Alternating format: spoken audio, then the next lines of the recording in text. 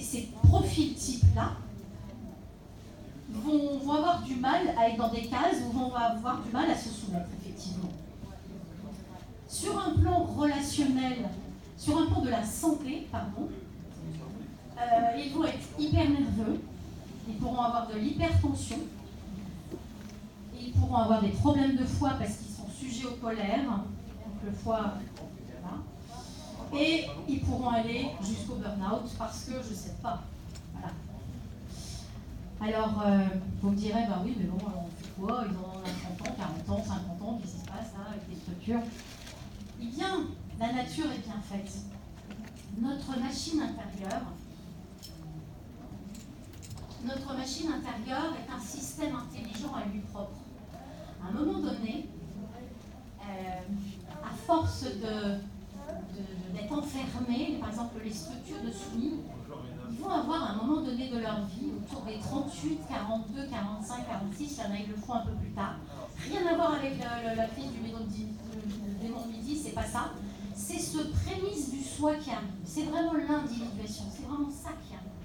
Et on ne les reconnaît plus parce que, par exemple, le soumis va faire « Non mais là, elle m'a bouffé, c'est fini, je ne garde plus ces gosses, et puis là, toi, tu ne parles plus comme ça, et puis ça, c'est fini. Là, on me prend pour un imbécile ou une imbécile.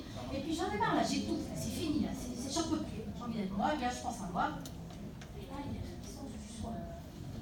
Qui est là. Et comment reconnaître le prémisse de ce vrai soi qui est là, qui veut vivre pour lui et par lui-même, enfin? Eh bien, par rapport aux structures de rebelles, à force de se prendre des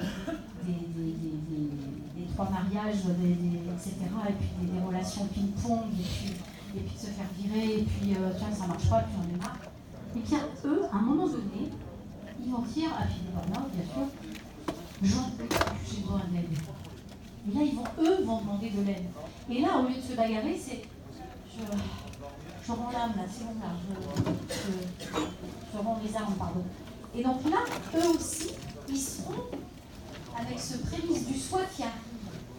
Et justement, ce prémisse du soi qui est là. Et si j'étais moi, je serais comment? Eh bien, si j'étais moi, fort et forte de toutes ces expériences du passé, j'aurais besoin de donner la place à ce soi, de lui donner de l'air, de lui donner de la présence, de la constance. Donc je lirai des livres de développement personnel, je suivrai des conférences comme celle-ci et comme bien d'autres. Je me ferai aider éventuellement par un coach, un thérapeute, enfin quelqu'un comme ça qui puisse vous accompagner sur le chemin. Et si j'étais moi, ça serait comment encore? Eh bien, je n'aurais plus peur du regard des autres. Pourquoi? Parce que l'extérieur n'est que le reflet des relations que vous entretenez avec vous-même. Si quelqu'un vous critique à l'extérieur, regardez là, où est-ce que je me critique encore? Comment je fais moi pour... Est-ce que je m'estime ou est-ce que...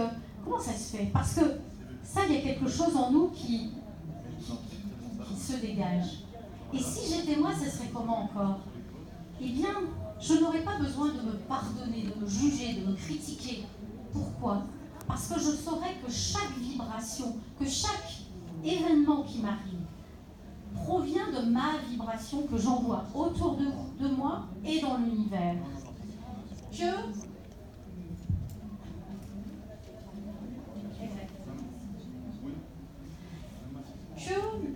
j'envoie toutes ces ondes autour de moi, et du coup, étant donné que j'envoie ces ondes, je m'attire. Et si je m'attire à moi une situation difficile, en ce moment, je me dis, qu'est-ce que cette situation vient dire de moi?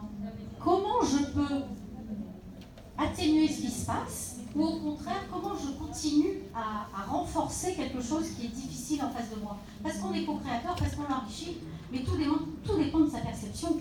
Donc si en face ça râle, s'il y a du conflit, où est-ce que moi encore j'ai du conflit avec moi-même? Où est-ce que je ne suis pas zen à l'intérieur? Où est-ce que je ne suis pas en accord? Où est-ce que mon petit moi, le petit moi, l'ego, cherche encore à avoir raison?